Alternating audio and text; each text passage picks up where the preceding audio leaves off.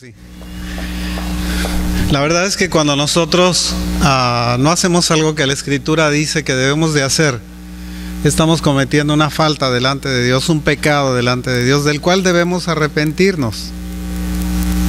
Pero la iglesia tiene un propósito.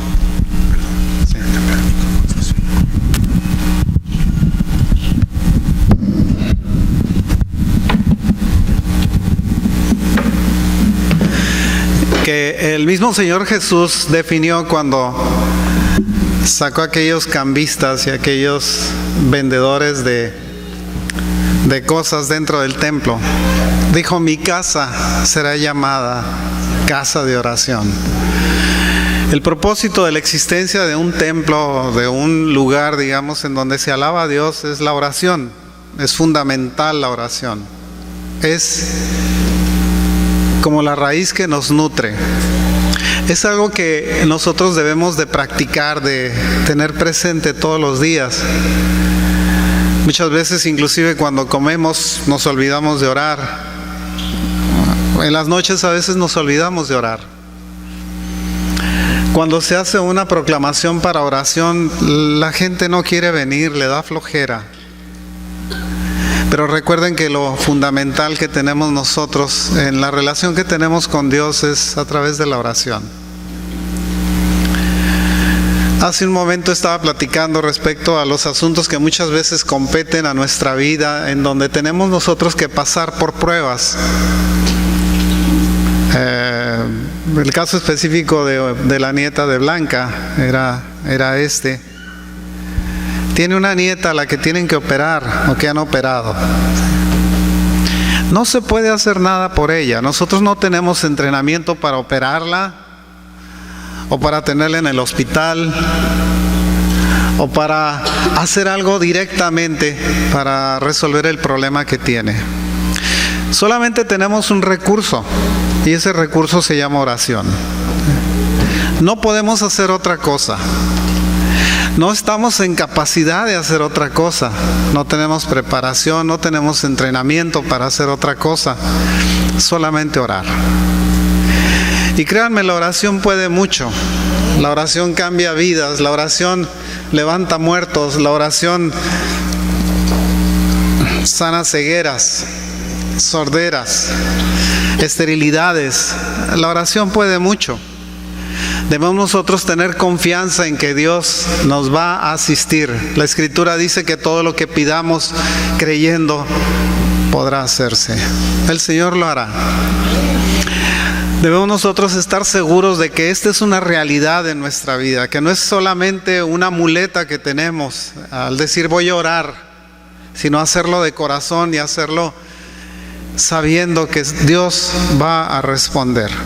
Que nuestras oraciones lleguen como incienso al trono de Dios y que Él responda estas oraciones de una manera adecuada. En nuestras manos no está la vida, no está la muerte. Estas están en nuestra lengua. Dice: escoged por la vida para que viváis. Porque a través de nuestra lengua nosotros podemos clamar a Dios. Podemos nosotros comunicarnos con Dios. Podemos nosotros sentir que el Señor nos escucha. Le damos pues gracias a Dios por la obediencia que tiene para con nosotros y por la paciencia que nos tiene día a día, porque a veces nosotros fallamos y Él de todas maneras nos sigue amando, de todas maneras sigue creyendo en nosotros, de todas maneras sigue esperando que nosotros cambiemos. Le damos pues gracias a Dios por eso. Vamos a orar, hermanos. Padre, te damos gracias, bendito Dios, porque tu presencia, Señor, es manifiesta en este lugar. Porque hemos venido aquí para escuchar de ti, Señor, para animarnos, Señor, a seguir este camino que tú has abierto delante de nosotros, Señor. Para que podamos escuchar de la verdad, Señor, que tú tienes para nuestra vida y que podamos vivir por esta verdad. Bendícenos, Señor. Te damos gracias, Señor, por cada persona que está aquí presente. Te damos gracias, Padre, porque, Señor, tú estás atento, Señor, a este lugar. Y porque nosotros, Señor, hemos abierto este lugar para alabarte, para bendecirte y para que tu nombre sea proclamado, Señor. Bendícenos, Señor. Te lo pedimos en el nombre de Jesús, nuestro Señor y Salvador. Amén. Quiero que pongas Juan 15:16, por favor, si es tan amable.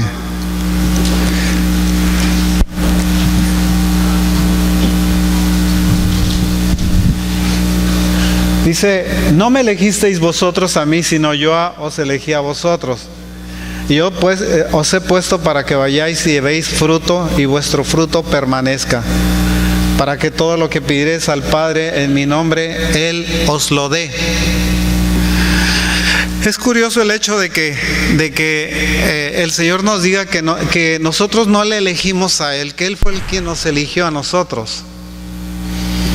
Es como si hubiera escogido de cada uno de nosotros, dentro de un grupo de personas, nos hubiera elegido Él específicamente a cada uno de nosotros. Pero curiosamente la elección fue para todos. Si nosotros pensamos en la bondad de Dios, nos damos cuenta de que la elección que el Señor hizo fue para todos. Pero no todos quisieron obedecer esa elección. Algunos pusieron pretextos. Ayer estaba yo platicando con unos amigos, unos conocidos le voy a poner. Y trataba yo de hacerles entender lo que era el Evangelio y la importancia de creer en Dios. ¿Y sabe qué? Despreciaron la palabra de Dios. Se burlaron creyendo que sabían más que yo, en el sentido de cuestiones bíblicas, de historia de la iglesia. Como si esto fuera tan importante en la relación que nosotros tenemos con Dios, la que es una relación que es personal y es una relación que nos viene del corazón, no de lo que sabemos, sino de lo que nosotros somos, de lo que nosotros sentimos por Dios. Podemos nosotros despreciar al Señor, podemos nosotros decir que no nos importa. Uno de ellos me dijo: ¿y si me voy al infierno qué? Es mi elección, dijo. Bueno, le dije yo, pues todos tenemos el derecho de irnos al infierno cuando cuando tengamos que comparecer ante el Señor. Ojalá y tus palabras no queden escritas, pero seguramente ha sido escrito en un libro lo que dijiste, ¿sí? Porque tú con tu boca desprecias al único que te puede dar vida. ¿Y quién me dice que hay vida? Pues Dios te lo dice. ¿Y quién me dice que hay Dios? Ya no me voy a meter en eso, le digo. Ya no voy a llegar a ese extremo. Es ofensivo el hecho de que tú te rehúses a creer en Dios. Uno de ellos me dijo que él era agnóstico. A mí no me hables de esas cosas, me dijo, porque me pones como ejemplo y me ofendes. Le dije yo: mira, una de las características de la madurez es aceptar la crítica sin decir nada, aguantando lo que se diga de nosotros. Esa es una forma de valor humano que cada uno de nosotros debe desarrollar. El Señor dice que si nos ponen una mano en la cara, que nosotros pongamos la otra mejilla. Eso es aceptar una crítica. Y eso es lo que debemos de hacer. Y la madurez consiste precisamente en que nosotros podamos recibir una crítica sin hacer gestos, sin decir nada, aguantando lo que se venga contra nosotros. El problema que la gente tiene es que cuando se enfrentan a la palabra de Dios, como desconocen la esencia de la palabra de Dios, el significado de estas palabras, de este libro que nos fue dado a nosotros a través de la historia y a través del tiempo, es que no entienden el concepto por el cual nos fue dejado. Al no entenderlo, se rehúsan a discutir sobre esto porque lo ignoran, porque lo han visto como un libro más, como una cosa que simplemente puedes abrir delante de ti, leerla y decir: no la entiendo, y la haces a un lado, como si se tratara de la teoría de la relatividad o de las fuerzas de Van der Waals o de algo que nosotros no entendemos y que nunca hemos oído, y no queremos discutir de eso porque de eso no nos queremos meter ahí. El problema de todo esto es el orgullo. el sentir que nosotros no somos capaces de responderle a una persona que nos está presentando la verdad. A veces nosotros nos rehusamos a aceptar esa verdad porque no la entendemos y porque cuando alguien trata de venir a explicárnosla, se antepone nuestro orgullo para decir: no, tú no me puedes enseñar a mí de eso porque yo no quiero oír de eso. Como si fuera una forma de mecanismo de defensa para poder seguir haciendo lo que se le antoja. Les dije, bueno, yo cumplí con decirles, me lavo las manos, no tengo más mensaje para ustedes. Este mensaje o esta forma, digamos, de comunicación que nosotros tenemos es semejante a la forma en la que el Señor Jesús les hablaba a sus discípulos. Les dijo, yo no me elegisteis vosotros a mí, sino que yo os elegí a vosotros y os he puesto para que vayáis y llevéis fruto y vuestro fruto permanezca. Este es como si fuera una sentencia al final. Lo que tú estás haciendo debe de permanecer.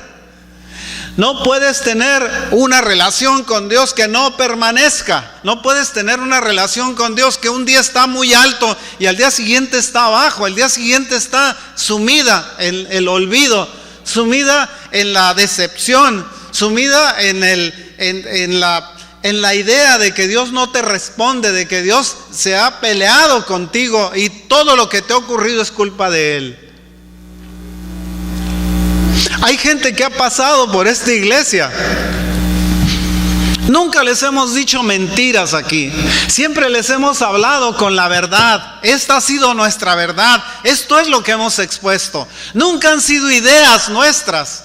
Han sido las ideas que el Señor tiene en su palabra, la forma en la que Él se comunica con nosotros, la forma de los mensajes que Él nos da a nosotros. Eso es lo que hemos expuesto. Y sin embargo, tenemos enemigos que han salido de aquí. Gente que inclusive ha hablado a nuestras espaldas en contra de nosotros y que han sido miembros de esta congregación. Gentes a las que se le ha presentado el evangelio y su fruto no ha permanecido, porque cuando se les empieza a hablar de la iglesia, dicen: de esas cosas no me hables. ¿Qué pasó con el fruto? ¿Qué ocurrió con él? Cuando nosotros nos encontramos con personas que nos hablan diciendo: no, allá está mejor porque allá el horario es de 1 hora, entro al servicio y a la hora ya estoy fuera, como si el tiempo fuera tan importante para que nosotros pudiésemos disponer de él cuando es el día del Señor. La verdad es que a veces cometemos errores cuando nosotros nos dirigimos a Dios pensando que tenemos a un Cristo hecho a nuestra medida, como si estuviera el Señor esperando de qué manera lo vamos a formar nosotros, en lugar de decir que Él se va a formar en nosotros. Nosotros queremos formarlo a Él en nosotros. Es aberrante el hecho que nosotros pensemos que podemos disponer del Señor como si fuera un sirviente. Que vuestro fruto permanezca, dice. Las palabras del Señor Jesucristo aquí son aplicables a todos los discípulos. En cada época Él está diciendo en esencia: asegúrate de que tu fruto soportará el día del juicio. Asegúrate de que estés listo para que tu fruto permanezca. Para que verdaderamente estés de pie delante del Señor cuando el Señor te llame a comparecer delante de su presencia, a dar cuenta de tu vida. A decirle al Señor: sí, Señor, yo respondí de acuerdo a lo que tú me mandaste que dijera. Fui despreciado, perseguido, golpeado, abofeteado. He sido denigrado delante de ti, Señor, y lo he hecho por ti, Señor. La verdad, yo tengo muy pocos amigos. Ustedes son como mi familia. Pero no tengo amigos, porque los amigos que tengo tienen que creer como yo. Si no, no puedo yo tener comunión con ellos. Es muy difícil que tenga comunión con una persona que no cree como yo. Tal vez sean mis compañeros en algo, pero no son mis amigos.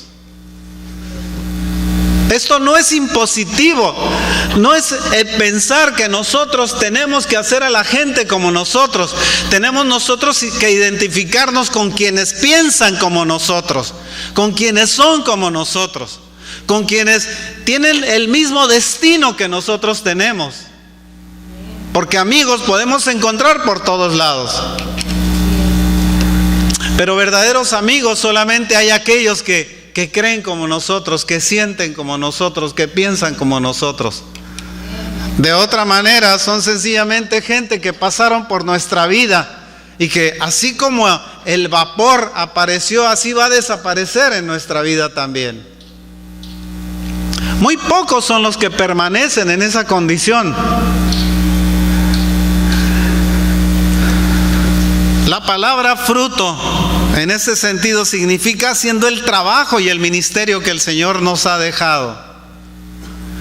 Él nos dijo: id y haced discípulos a todas las naciones. Id y haced discípulos. Este fue el trabajo que nos dejó. Fue el trabajo que nos permitió que nosotros hiciésemos. Cada creyente es escogido y es ordenado para ir al mundo y predicar el Evangelio de Cristo. Cada uno de nosotros estamos hechos para eso. Es muy cómodo decir que el pastor lo haga. ¿Y quién es el pastor sino otro hermano, igual que ustedes?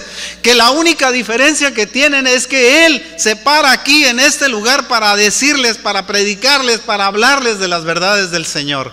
Para eso nada más. Delante de Dios todos somos iguales. Todos somos sus hijos. Todos somos creyentes. No podemos nosotros hacer diferencia como lo hacen en la iglesia católica, en donde el cura es el único que tiene relación con Dios y los otros van a escucharlo, nada más. Y no saben ni lo que están creyendo, ni lo que piensa su iglesia, ni lo que deberían de saber. La relación con Dios es una relación de persona, no es una relación de conjunto. No es una relación de congregación. Se puede decir que en este lugar no estamos todos los que somos, ni somos todos los que estamos. Porque cada uno de nosotros es una idea, un pensamiento, una persona separada, distinta delante de Dios. Somos tan distintos como nuestro ADN es distinto el uno del otro. Somos tan distintos como nuestro sexo es tan distinto el uno del otro. Debemos de tener eso presente. Somos seres únicos delante de Dios. No somos iguales en ese sentido. No nos comparamos en esto. Cada uno de nosotros tiene un nivel que ha encontrado, que ha alcanzado a través de la relación que tiene con Cristo, a través de los años, a través del tiempo, a través de las experiencias, a través de la forma en la que nosotros hemos adoptado y hemos amado y hemos puesto el Evangelio en nuestro corazón. No depende de las veces que nosotros nos hemos venido a sentar aquí. La relación que tenemos con Él es una relación personal. Es una relación que se va nutriendo día a día. Es una relación que nosotros tenemos cuando nos bañamos, cuando dormimos, cuando nos levantamos, cuando comemos. En todas las cosas de nuestra vida la relación no se pierde. No la tenemos aquí, la dejamos aquí cuando nos salimos afuera. Nos la llevamos con nosotros esa relación. Y esa relación permanece con nosotros día y noche. Lo que hemos aprendido aquí debemos nosotros tenerlo como una práctica en nuestra vida, como algo que nosotros hacemos, porque esto es lo que nos place hacer. Esto es lo que le gusta a Dios que hagamos.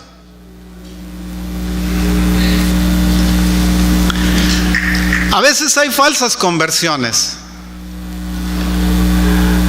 La gente, en términos generales, son sensuales porque nada más se dejan llevar por sus sentidos. ¿Qué como? ¿Qué veo? ¿Qué oigo? ¿Qué es lo que me gusta? ¿Por dónde ando? ¿Qué cosas veo del mundo? Sensuales. Están solamente identificados con el mundo a través de sus sentidos. Hay otros que se creen intelectuales, que se ponen a leer y a leer y a leer y piensan que tienen que saberlo todo para poder entrar en cualquier discusión, como si fueran ajonjolí de todos los moles. Y quieren entrar en cualquier discusión en donde se hable de algo, pero en cuanto se habla de las cosas de Dios, ahí se rehúsan a hacerlo. La ignorancia a veces nos lleva a aumentar nuestro orgullo de una manera explosiva, así, pero gigantesca, grotescamente grande.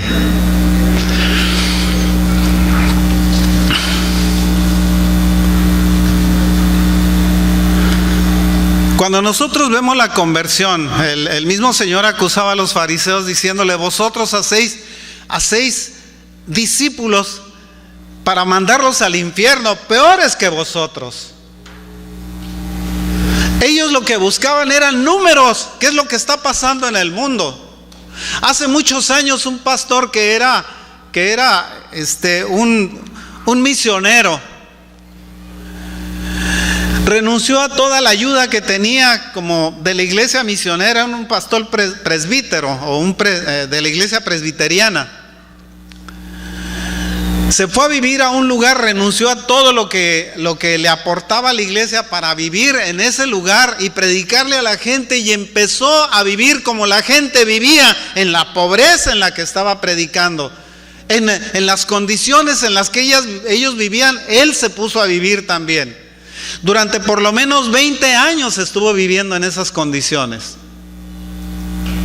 Y dijo: a la iglesia protestante, a la iglesia evangélica le está pasando lo que al mundo. Tiene un espíritu de anticristo que se está metiendo en ella.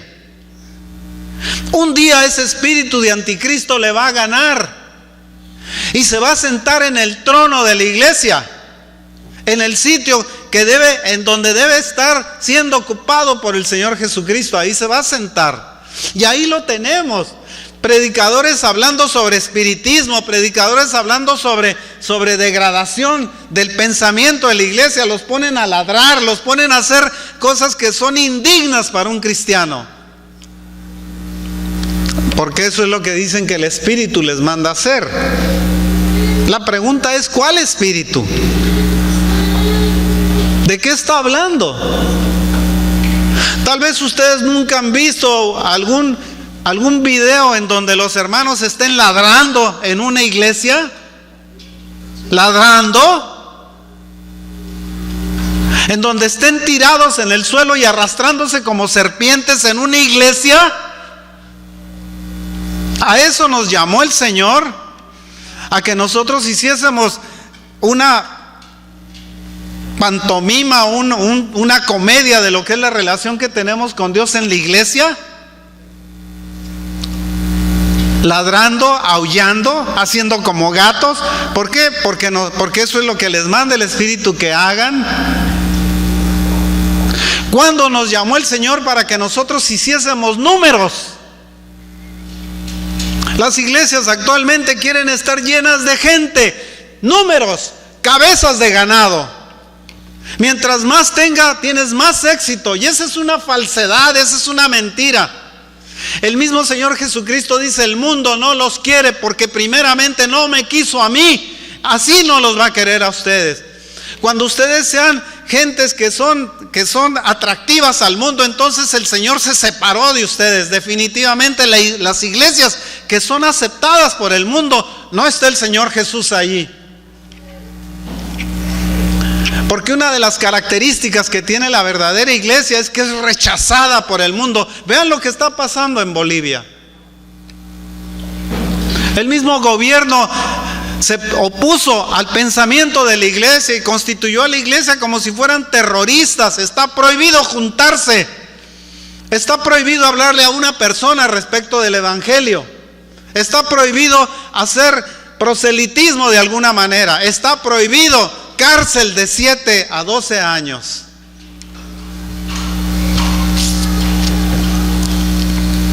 El mundo no nos quiere. Curiosamente, cuando nosotros hacemos gente o cuando nosotros hacemos discípulos que quieren estar bien con el mundo, estamos haciendo nosotros hipócritas. Gente que está en un lado y en otro. Gente que no define su pensamiento, que no se atreve a decir la verdad delante de los demás, para no ofender a nadie. Pensamos que eso es agradable para Dios porque decimos, no, yo no hablo de controversias, yo hablo del amor de Dios, no, Señor, fíjense lo que pasó con el apóstol Pablo. Iba camino a Damasco a aprender a gentes que estaban hablando sobre Cristo. ¿Y cómo se le apareció el Señor? Lo tumbó del caballo. Le dijo, ¿por qué me persigues, Saulo? ¿Usted cree que se paró con él para decirle, ¿qué te parece, Saulito, si hacemos una reunión de familia en la sinagoga? Era un hombre que era muy importante entre los fariseos. Era un príncipe de los fariseos, de una nación que decía que eran amorosos y que eran seguidores de Dios, de los principios, de los preceptos de Dios.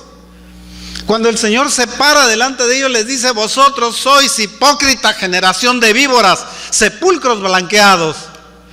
Porque Él estaba viendo el corazón de ellos. Él estaba reconociendo lo que eran delante de Dios. Sencillamente para Él eran transparentes. Ustedes son muchos, llenan las sinagogas. ¿Y para qué sirve? Les están enseñando a sus discípulos a ser más hijos del diablo. Vienen a ser peores que ustedes. Por eso les decía que eran hipócritas. La iglesia de alguna manera no debe de promover esta condición de cristianos sancochados nada más.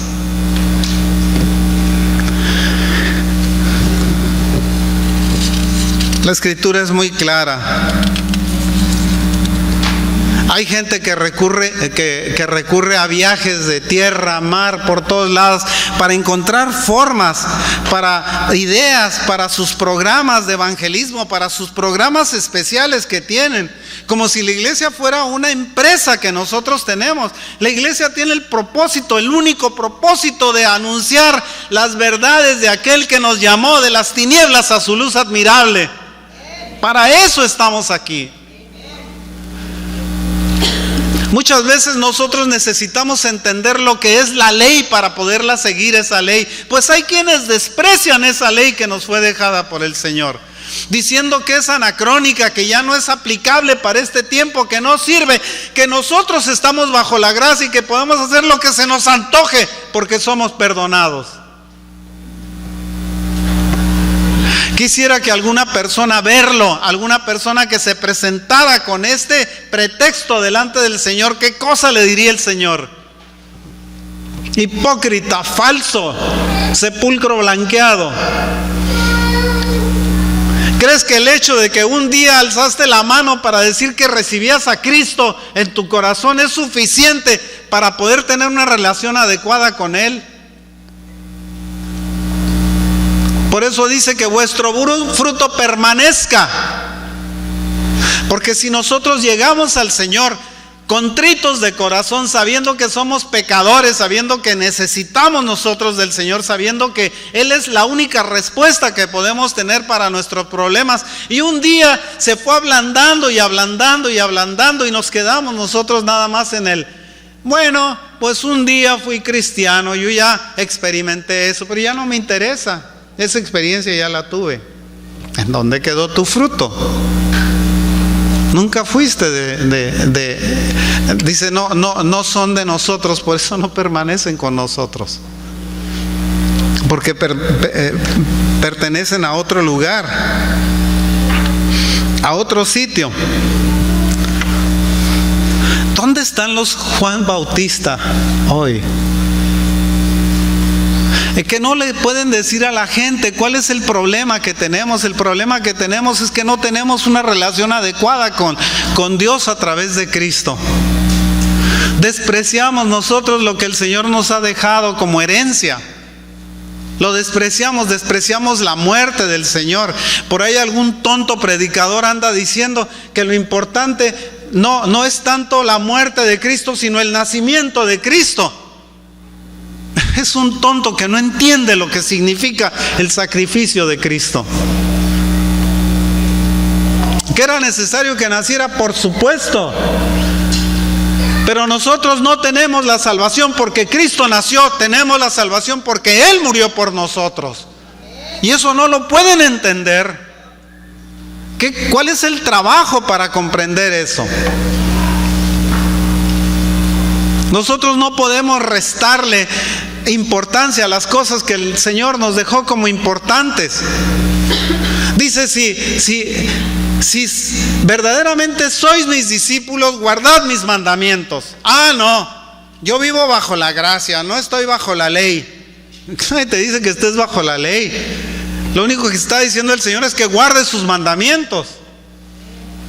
No que te pongas en rituales, sencillamente que seas una persona decente, que seas una persona honesta, que seas una persona recta, que seas una persona que tenga temor de Dios, que seas una persona que en todos los actos de tu vida estés viendo detrás de eso al Señor, viéndote, observándote y diciendo: eso que estás haciendo está mal. Y que tú le digas: perdón, Señor, tienes razón. Te suplico me perdones, ¿sí? Que tengas misericordia de mí, que te olvides de que he hecho esto. Dice: si vuestros pecados fueren rojos como el carmesí, dice, yo los haré blancos como la blanca lana, dice.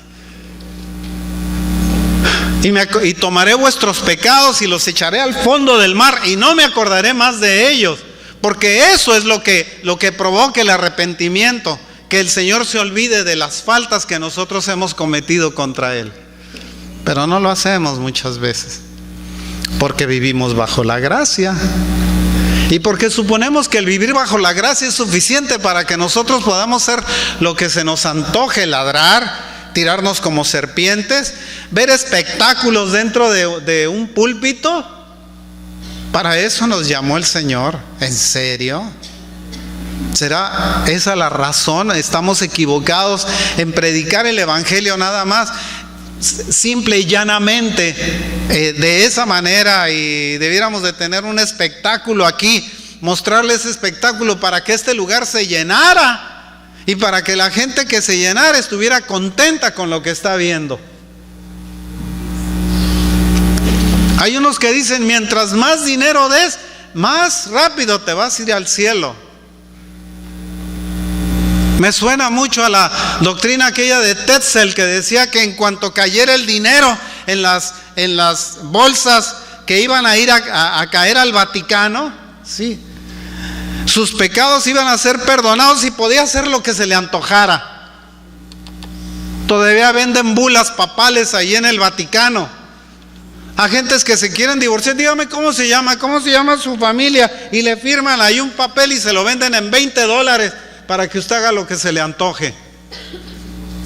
A eso nos llamó el Señor, para que vuestro fruto permanezca. El Señor nos dice, en resumen, cuídense de los pastores que les encanta la adulación de los hombres. Cuídense de esos. En el momento en que la iglesia es aceptada por el mundo, Dios rechaza a la iglesia. Fíjese bien. ¿Por qué? Porque el Señor nos hace una advertencia diciendo: si a mí me aborrecieron, a vosotros os aborrecerán también. Y si el mundo acepta a la iglesia como está ahorita comportándose, el Señor le está rechazando. Por eso me viene a la cabeza continuamente: muchos son los llamados y pocos los escogidos. Entienda que para que usted pueda tener una relación con Dios, una verdadera relación, usted debe sentirse escogido por Dios, no solamente llamado por Dios. Las iglesias, las congregaciones en el mundo están llenas de llamados por Dios. pero son unos cuantos, unos pocos los escogidos.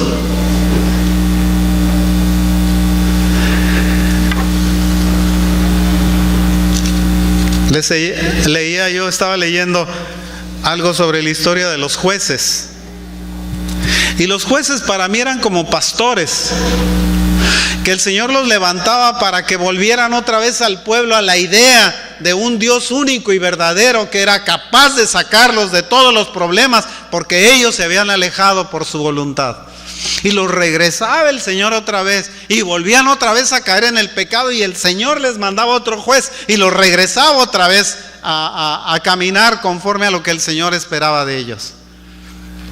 Les demostró de una y de otra forma que Él tenía todo el poder para sacarlos adelante. Y sin embargo seguían cayendo en el desafío de olvidarse de Dios, haciendo lo que les antojaba, lo que se les antojaba.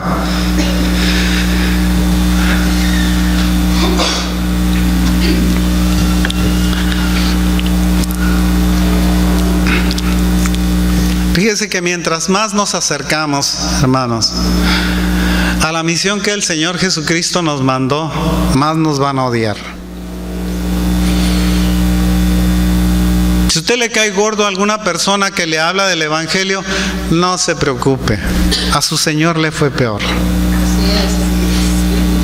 No se preocupe, dele gracias a Dios, porque dice, porque vuestro galardón es grande en los cielos, ¿sí? Porque si así despreciaron al Señor Jesucristo, así nos van a despreciar a nosotros. Por eso es difícil tener amigos en esas condiciones, porque quieren que nosotros nos hagamos como ellos, y ellos no quieren acercarse a ser como nosotros. Se rehúsan a aceptar esa idea.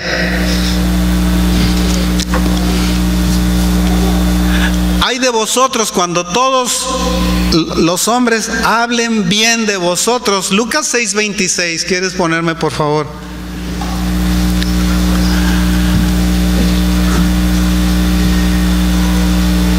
Ay de vosotros, dice, cuando hablen bien de vosotros, cuando todos los hombres hablen bien de vosotros, porque así hicieron sus padres con los falsos profetas. Con los falsos profetas. Hablaban muy bien de ellos. A los profetas verdaderos, ¿qué les hicieron? Los mataron, los aserraron, los ahorcaron, los hicieron pedazos para poderse alejar de ellos, los encarcelaron, los decapitaron a aquellos que les decían la verdad. Los falsos profetas eran adulados, porque ellos les decían a la gente lo que querían oír. Cuando un profeta se para delante de ti y te dice, ay hermano, Dios te ama tanto, ¿sí? Dios le gusta comer, tal vez algunas veces sea cierto, pero muchas veces es adulación.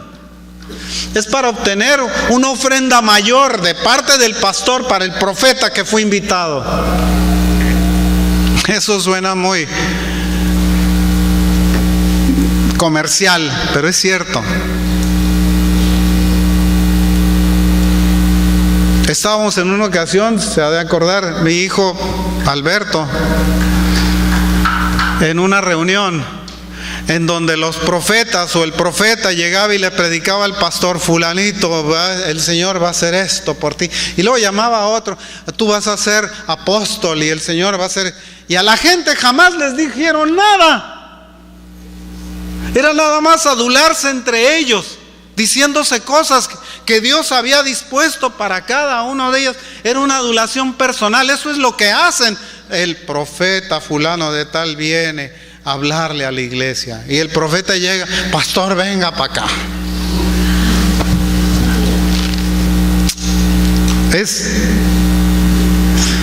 Me recuerdo una profecía que le dio una hermana a mi hijo Alberto. Le dijo, Alberto, ven para acá. No sabía quién era. Le dijo, ven para acá. Dice, el Señor te va a hacer líder de hombres y te va a dar riqueza. Y se la cumplió. Con el tiempo lo cumplió. Porque era una persona, Alberto era una persona, y lo estoy poniendo de él como ejemplo porque Alberto es uno de mis amigos. Lo estoy poniendo como ejemplo porque Alberto, desde que era chiquillo, no teniendo recursos, le daba recursos al Señor. Hay que juntar dinero para construir, para levantar una pared, para hacer lo que fuere. Yo me apunto con tanto. Pues si tú no tienes, no, yo veo dónde lo saco, pero yo me apunto con tanto. Porque un verdadero hijo de Dios hace compromiso con Dios. Hace un compromiso que es un compromiso inquebrantable. El Señor nos ama por la forma en la que nosotros respondemos a los llamados que Él nos hace. Si nos dice, sed santos como yo soy santo, y nosotros nos dedicamos a la milonga, eso no es santidad.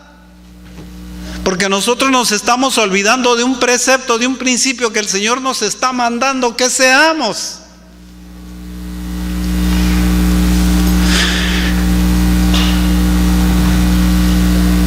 Si cualquier iglesia está moviéndose, hermanos, en el poder del Espíritu Santo y cumpliendo su misión como el mando, esa iglesia será odiada y perseguida por el mundo.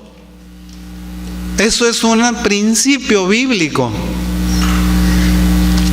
La iglesia y el mundo están divorciados.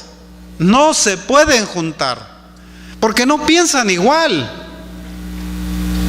No puede haber comunión entre la luz y las tinieblas, entre Satanás y Dios. No puede haber comunión. Están separados, radicalmente separados. El Señor Jesús le dice a la iglesia lo siguiente. Escuche lo que le dice: bienaventurados los que padecen persecución por causa de la justicia. Está en Mateo 5, versículos del 10 al 12. Dice: bienaventurados los que padecen persecución por causa de la justicia, porque de ellos es el reino de los cielos. Más adelante, deme por favor el 11. Bienaventurados sois cuando por mi causa os vituperen y os persigan y digan toda clase de mal contra vosotros mintiendo. El 12, ¿qué dice? Gozaos y alegraos porque vuestro galardón es grande en los cielos, porque así persiguieron a los profetas que fueron antes que vosotros. La iglesia y el mundo no pueden estar en comunión. Por eso los persiguen en un lado. Lo curioso que pasó en Bolivia es que ustedes como protestantes no se pueden juntar. Pero si ustedes son católicos pueden seguir haciendo su pachanga. ¿No se les hace eso una persecución medio radical para los evangélicos? Ya hubo víctimas. Son nuestros hermanos que están pasando por eso.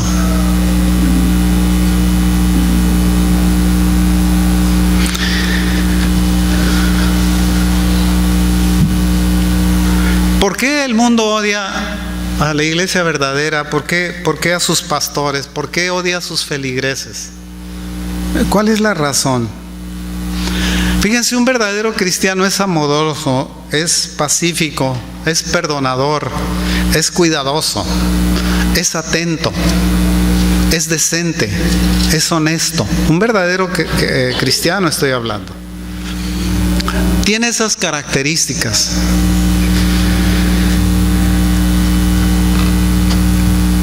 Por la palabra del Señor se sacrifican a sí mismos. Sí. Son mansos y bondadosos. Ahora bien, fíjese, la sabiduría común, digamos, nos dice que no es natural odiar a aquellos que nos aman. Te bendicen y oran por ti. Más bien la gente odia a aquellos que los abusan, que abusan de ellos, que los roban y maldicen. Entonces, ¿por qué los cristianos son tan odiados? La competencia, estoy hablando de la otra iglesia, la de la Baticueva, como dicen algunos. Esos son aprobados por el mundo. El mundo los ama, sí, Presumen de, no, fui un bautismo, fui una boda, fui a esto, fui que nos pusimos hasta el gorro, pero al día siguiente nos presentamos ahí en la iglesia, nos persinamos 3 veces, nos dimos 4 golpes de pecho, rezamos un Ave María, 3 Padres Nuestros y se acabó nuestra historia de la semana pasada. Y borrón y cuenta nueva. Qué fácil, es un evangelio sencillito, nada complicado. Puede seguir siendo la misma clase de cucaracha que ha sido hasta ahora. Nada más vas, le dices que lo que hiciste, te dicen lo que qué hacer y se acabó el problema. Pero curiosamente con el Señor no es así. Con el Señor es una vida de rectitud que nosotros no podemos renunciar a ella. Decía, la gente, me llamó la atención la otra vez, le comentaba a una persona que dijo, bueno, y si él quiere hacerlo, pues que lo haga. Pues ese es un desafío. Le digo, se pasan toda la vida sirviendo al diablo, y el día que se mueren se los llevan con un montón de carros detrás de ellos y lo meten en una iglesia para que un cura le diga, yo te unjo y te mando al cielo. Ah, sí, así de fácil. Entonces, ¿para qué nos sirvió toda la vida? La entrega, la relación que tenemos, ¿de qué nos sirvió? Si fuimos siervos del diablo, ¿por qué suponen que nosotros podemos resolver eso? Nada más metiéndonos cuando estamos muertos en un lugar para que oren por nosotros. Eso se llama espiritismo y está prohibido. Me llama la atención cómo el mundo ha abarcado a la iglesia, cómo la ha envuelto, digamos, en sus ideas. Nosotros a veces llegamos a lugares en donde dicen tatuajes, me voy a poner un tatuaje, voy a ponerme un corazoncito. ¿No han leído que la Escritura dice que está prohibido rasgarse la piel, pintársela por causa de algo? ¿Lo ignoran? Y lo ignoran voluntariamente porque no se atreven a leer lo que el Señor les indica que no deben de hacer. Y lo hacen. Y pueden ser miembros prominentes. Ay, mira, el pastor se puso un tatuaje aquí en el cuello que dice yo amo a Cristo. ¿Qué es eso? Eso es aberrante. Y eso es en contra de la Escritura y en contra de los principios que el Señor nos ha dejado. Y no estoy hablando de una ley ritual. Estoy hablando de una conducta que nosotros debemos de seguir delante del Señor. Está prohibido hacerlo.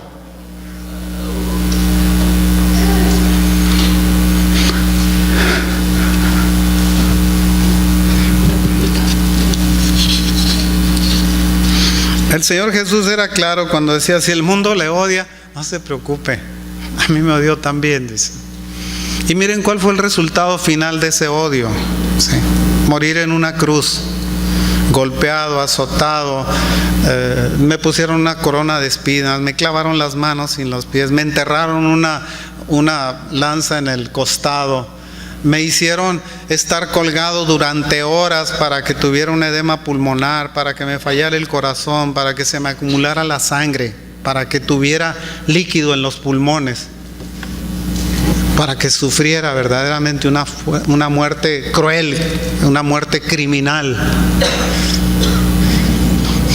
Cuando le picaron el costado al Señor le salió agua y sangre. ¿Sabe por qué le salió agua? Porque estaban los pulmones llenos de agua. De la posición que guardaba, el sacrificio que estaba haciendo, no podía respirar. Hizo un edema pulmonar. No, lo queremos ver más románticamente. No, el Señor hizo un edema pulmonar que no lo dejaba respirar. Tenía un problema para poder seguir respirando. Todo eso, el problema del corazón, el problema de estar colgado de sus brazos, estarse sosteniendo en sus piernas debilitadas, ya fue lo que fue terminando con su vida. Hasta que el Señor dijo, consumado es. Consumado es. Para que nosotros pudiésemos decir,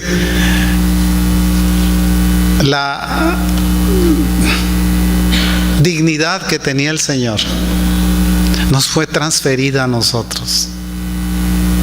El pecado que nosotros tenemos le fue transferido a Él. Hubo un intercambio entre nosotros y Él. Nosotros le pasamos nuestros pecados y Él nos pasó su dignidad. Tenemos que vivir bajo esa dignidad, bajo esos principios de dignidad que el Señor nos marcó. Por eso decía el Señor: si sois mis discípulos verdaderamente, guardad mis mandamientos. ¿Sí?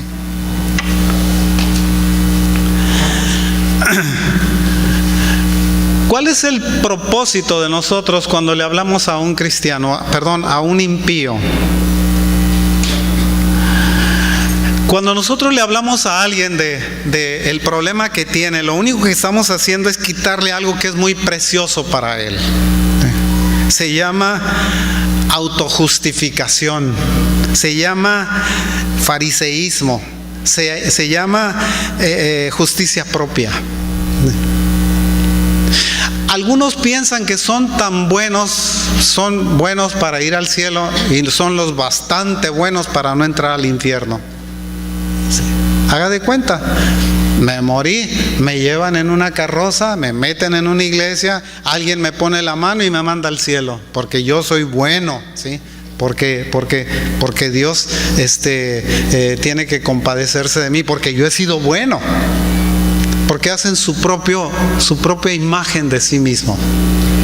Cuando usted llega y le tumba esa imagen, pues no lo quieren, lo odian, porque les está diciendo la verdad, les está presentando un espejo en donde se están viendo y le están diciendo: tú eres un ser miserable, necesitas de Cristo para que te quite esta condición de miserable que tienes y tengas dignidad delante de Dios. No, a mí no me salgas con eso. Yo no quiero oír de esas cosas. Por supuesto que no, porque quieres seguir siendo miserable, autocomplaciente. Quieres seguir pensando que tú tienes el suficiente conocimiento y la suficiente dignidad para que Dios no te rechace. Y si fuera poco, no crees en Él. Agregado a aquello, ¿verdad? La cosa más preciosa para una gente, para un mundano, es su propia justificación. Las iglesias están llenas de gente que se está justificando a sí mismo, que piensa que son lo suficiente bueno para ocupar un lugar en la iglesia de Cristo. Y no se dan cuenta que la justificación personal lo único que hace es rechazarnos a nosotros. Debemos de ser hechos a la imagen de Cristo. No tenemos otro camino.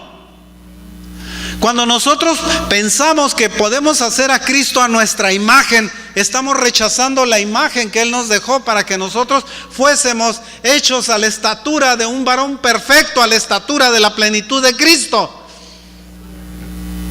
¿Por qué cree que el Antiguo Testamento no aguantaba que un levita fuera enano?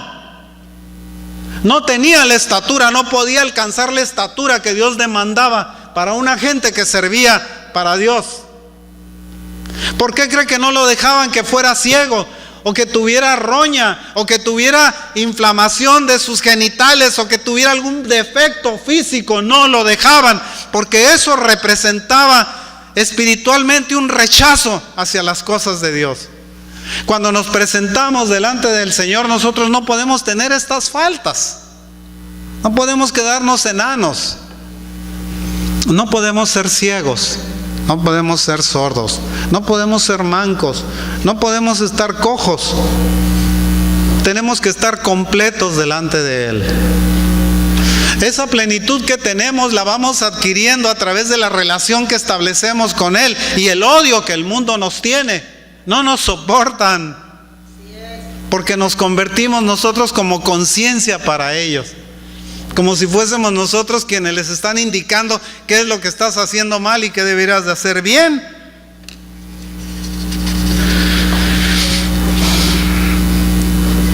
Hay millones de esta clase de personas y muchos de ellos están llenando los templos los domingos. Millones están llenando los templos los domingos. Hay gente que va al templo para que le digan cómo hacer más dinero. Que le digan que tú debes de ser perdonador y amar a los homosexuales. Y cada vez caigo en la plática de los homosexuales. ¿Por qué lo hago? Porque el mundo piensa que nosotros tenemos la obligación de aceptar sus aberraciones. Y a medida que nos dicen y nos dicen y nos dicen, nos convencen que por el amor debemos nosotros de aceptar esa aberración. El Señor lo rechaza. Y si el Señor lo rechaza, nosotros debemos de rechazarlo también. No tenemos otra alternativa.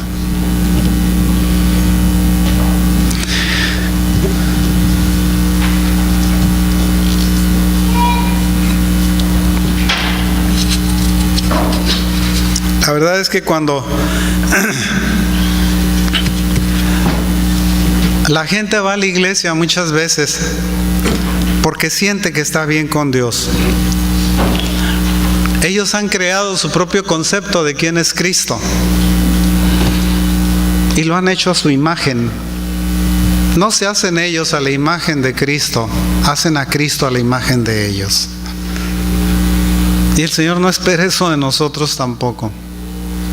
Cuando nos dice que nosotros crezcamos a la estatura de nuestro tamaño, o nos dice que crezcamos a la estatura del varón perfecto, a la estatura de la plenitud de Cristo, ahí es donde quiere el Señor que lleguemos. El Señor nos dice en su palabra: antes yo os elegí del mundo. El mundo no te trajo a mí, el Señor nos eligió. Estamos aquí porque nosotros fuimos electos por Dios, fuimos alguien que el Señor escogió. No estoy hablando de la predestinación, no creo en la predestinación. Yo creo que nosotros tenemos una relación con Dios a través de nuestra voluntad. Es nuestra voluntad soberana en nosotros la que nos hace estar aquí. Es nuestra voluntad soberana la que hace que nosotros cambiemos nuestra conducta. Es nuestra voluntad soberana la que hace que nosotros digamos: yo recibo a Cristo en mi corazón. Es nuestra voluntad soberana decir: yo dejo de fumar, dejo de tomar licor, dejo de ser una persona licenciosa. Es nuestra voluntad soberana la que lo está haciendo. No estoy siendo obligado por nada. Estoy sencillamente aplicando mi propia voluntad a los principios que el Señor me dice que cómo le gustaría que yo fuera.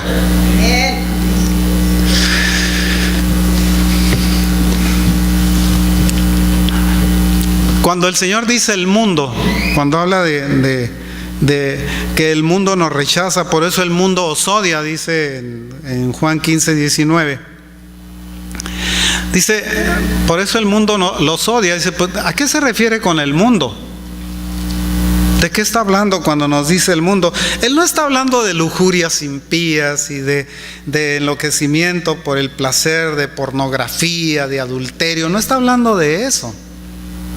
Está hablando sencillamente de que la persona se sale, digamos, de la relación que tiene con el mundo por su voluntad otra vez.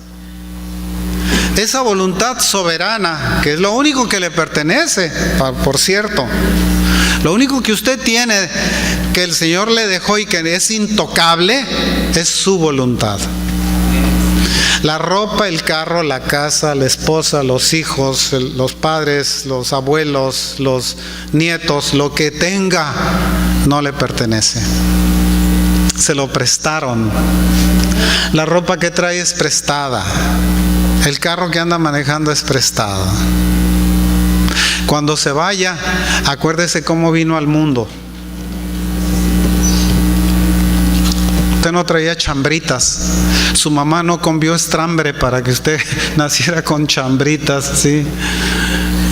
Usted nació encuerado completamente y así se va a ir. Lo único que tiene a su favor es la voluntad que usted puso a disposición de Dios. No hay otra cosa que tenga valor. Si su voluntad le dice al Señor no, es su voluntad. Usted tiene todo el derecho de irse al infierno. O tiene toda la oportunidad de irse al cielo. Usted es el que decide qué es lo que va a ser su vida. ¿Sí?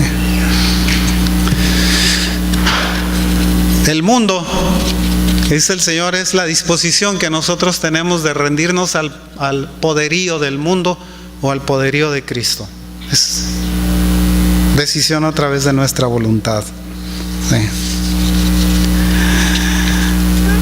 La gente en un púlpito le puede predicar toda clase de sermones acerca de principios y reglas y formas de comportamiento y cómo tratar con el estrés y qué hacer cuando no soporta a su señora o qué sé yo.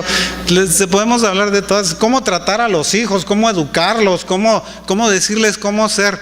Todo eso se puede hablar aquí, pero lo más importante es la relación que tenemos con Cristo, porque esa relación lo va a hacer que usted busque las respuestas en su palabra. Sí. Oye, Señor, ¿qué dices en tu palabra respecto a la forma en la que yo tengo que tratar a mis hijos?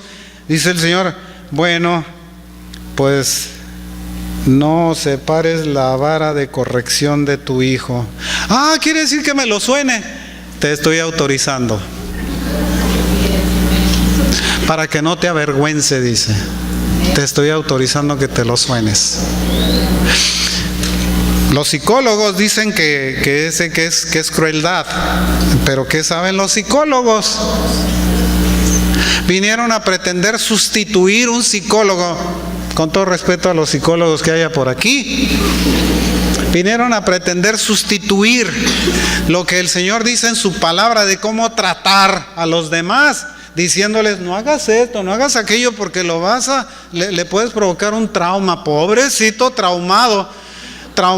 En nuestro tiempo nos agarraban y nos sonaban en la escuela y no terminamos traumados porque nos metían de cadenazos.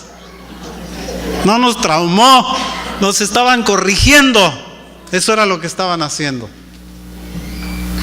Cuando faltó eso fue cuando empezó la degeneración de los mexicanos, cuando empezaron los corridos y las porquerías que tenemos actualmente, porque tenemos una generación que está echada a perder, porque sus padres no se ocuparon de ellos.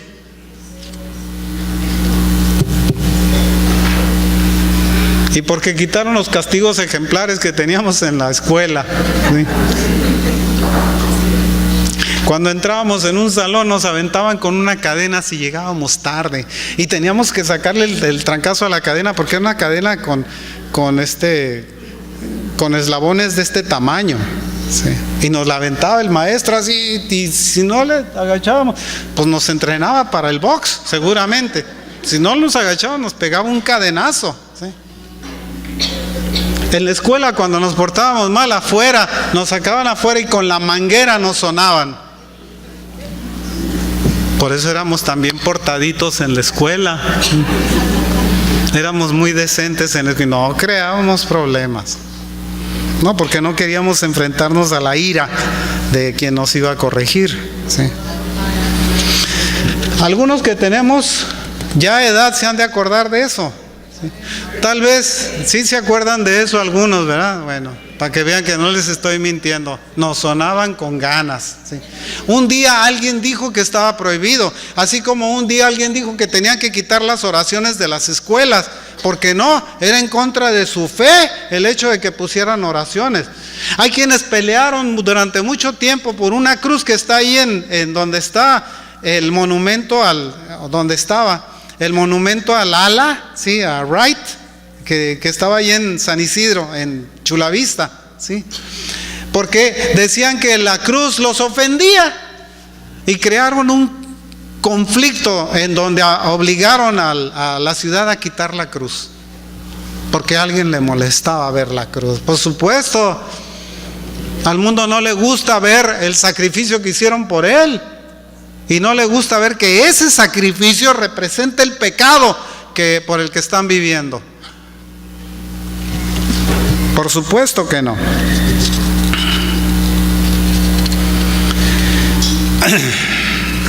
Ya casi termino, hermano. Santiago 4:4.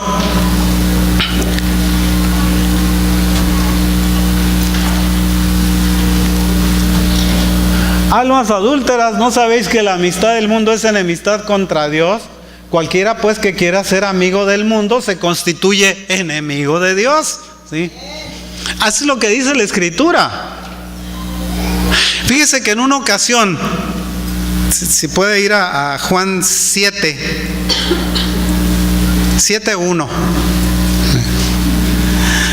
Alguna vez el mismo Señor, y me llama la atención esto porque tiene un aspecto profético, ¿sí? Después de estas cosas, dice, andaba Jesús en Galilea, pues no quería andar en Judea porque los judíos procuraban matarle. Más adelante, vete más adelante hasta que te diga, detente. Estaba cerca la fiesta de los judíos, la de los tabernáculos. Y le dijeron sus hermanos, no sus parientes, sus hermanos, ¿sí? El Señor Jesús tenía hermanos. Aquel que se ponga a decir que no es cierto, está diciéndole que la palabra de Dios es mentirosa. Eran sus hermanos. Le dijeron sus hermanos, sal de aquí, vete a Judea, porque no creían en él. Lo despreciaban por lo que hacía. Sal de aquí y vete a Judea para que también tus discípulos vean las obras que haces. Porque ninguno que procura darse a conocer hace algo en secreto. Si estas cosas haces, manifiéstate al mundo. Porque ni aun sus hermanos creían en él. Entonces Jesús les dijo, mi tiempo aún no ha llegado, mas vuestro tiempo siempre está presto. No puede el mundo aborreceros a vosotros, mas a mí me aborrece, porque yo testifico de él que sus obras son malas. Subid vosotros a la fiesta. Yo no subo todavía a esa fiesta, porque mi tiempo aún no se ha cumplido. Cuando el Señor se presentó a la fiesta de la Pascua, pero no se presentó a la fiesta de los tabernáculos, porque aún su tiempo no se había cumplido. Es una fiesta que le falta al Señor cumplir, pues.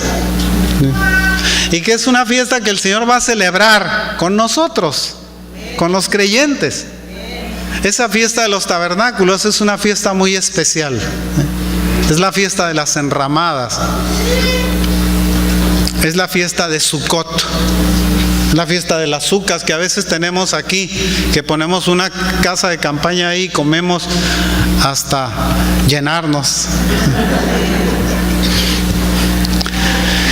La razón de eso es porque cualquiera pues que se constituye amigo del mundo se constituye en enemigo de Dios. Es claro lo que nos está diciendo. El Señor Jesús era amigo de políticos y de pecadores, pero también estaba escrito que Él estaba separado de los pecadores. ¿Sabe? Cuando el Señor hizo la oración en Getsemaní, dijo, Padre, yo te pido que no los apartes del mundo, que los apartes del mal. Porque tal vez el Señor hubiera podido decir, Señor, yo te pido que los mandes a Marte, en donde todos van a ser gentes justas. Pero no, nos dejó aquí en medio de pecadores, con la única condicionante orando por nosotros, diciendo, no te pido que los apartes del mundo, sino que los apartes del mal. ¿Sí? Esa fue la oración del Señor para nosotros. Era la única razón.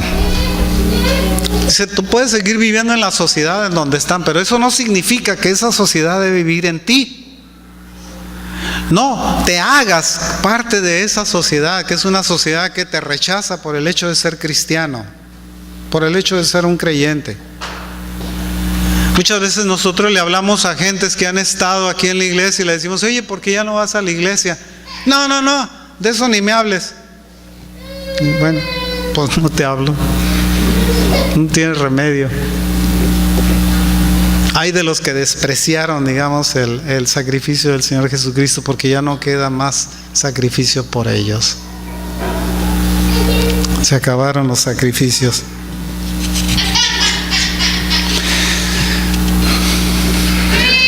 Acuérdese que el Señor, a pesar de lo que haga el mundo, tenemos nosotros un afecto piadoso, digamos, y un amor creciente entre los miembros de la iglesia, ¿sí? Nosotros somos como una familia, nos amamos unos a los otros. Si uno está sufriendo, los otros sufrimos con él. Si uno tiene necesidad, nosotros tratamos de suplir esa necesidad. Esto es porque somos hermanos, porque nosotros podemos decirle a nuestros hermanos que los amamos, y porque nosotros podemos decir al entrar aquí en este lugar: bienvenido a casa, hermano, bienvenido a casa, hermana, ¿sí? Este es un lugar donde eres amado. Es un lugar donde seremos edificados de nuevo, en donde seremos reconstruidos para seguir saliendo afuera como el Señor nos manda, con un evangelio verdadero, con un evangelio íntegro, con un evangelio que le diga al mundo cómo debe de cambiar. Que Dios los bendiga, hermanos, que el Señor los guarde y que el Señor los prospere en todo, y que el Señor haga misericordia con ustedes, con su familia, con su casa. Que Dios les bendiga. ¿Tenemos algún anuncio? Vamos a ponernos de pie, hermanos, para ser despedidos. Gracias te damos, bendito Padre, porque tú eres bueno, Señor, y porque tu misericordia es para siempre, Señor, y porque nosotros, Señor, vivimos bajo esa misericordia y bajo la bondad que tú nos has dado, Señor, que tú nos proporcionas día a día. Te pedimos, Señor, que tú nos guardes, Señor, en esta semana, que tu presencia sea manifiesta en nuestra vida, que podamos testificar de ti, Señor, a diestra y a siniestra, delante de quien sea, Señor, y no ocultar el hecho de que nosotros somos creyentes en ti. Te pedimos nos bendigas, Señor, bendice nuestra casa, bendice a nuestros familiares. Te damos gracias, Padre, por ellos. Te rogamos que tu presencia, que la presencia de tu Santo Espíritu, Señor, sea con nosotros. Te lo pedimos, Señor, en el nombre de Jesús, nuestro Señor, nuestro Salvador. Amén. Dense un abrazo, hermanos, que el Señor les bendiga, que el Señor les guarde.